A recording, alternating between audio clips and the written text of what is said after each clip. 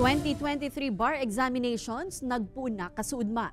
Labi 500 na bar examinees gikan sa iba-ibang lugar sa South Luzon nagkuanin bar exams sa Naga City.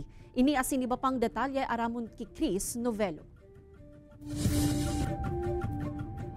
Alas 5 pasananing maagahon kanal daw no Domingo, Setyembre 17, nakapila na ang mga bar examinees sa entrada kan sunong eskwelahan sa Naga City para sa enot na aldaw kan 2023 bar examinations. Saro sa mga nag-amay na nagpila ang bar examinee na si Don, nahali pa sa probinsya ng Albay.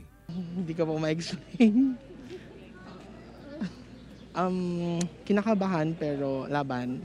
Labi sa 500 na bar examinees gikan sa manaylain na probinsya sa rehiyon as in South Luzon ang nagpasiring sa syudad kumasaro sa mga local testing site kan bar exam sa nasyon.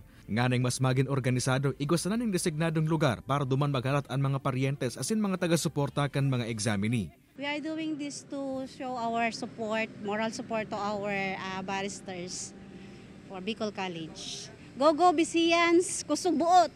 They deserve the best from our schools, the support of our schools na they know na at least mabigyan sila ng, alam niyo na parang, here is our school, nasa likod lang pala namin. Mahigot man ang inilatag na seguridad kan mga otoridad as in pirang tinampuman ang parametras na isinarado. Ang alert status mi po, day pa man binababa, nasa full alert status pagirari po ang buong PNP Naga. We are advising the public na mapadagos sa mga road closure around the affected roads sa may UNC tabi duman sa ginigibuhan kang bar exam. So pakiulay ta po sa mga motorista, sa mga kaimanwa ta. So konsiderasyon duman sa area na ito during the bar examination.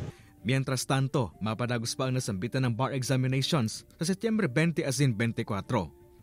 Kaya banan si Carlo Abunita, Chris Novelo, Balitang Bicolandia.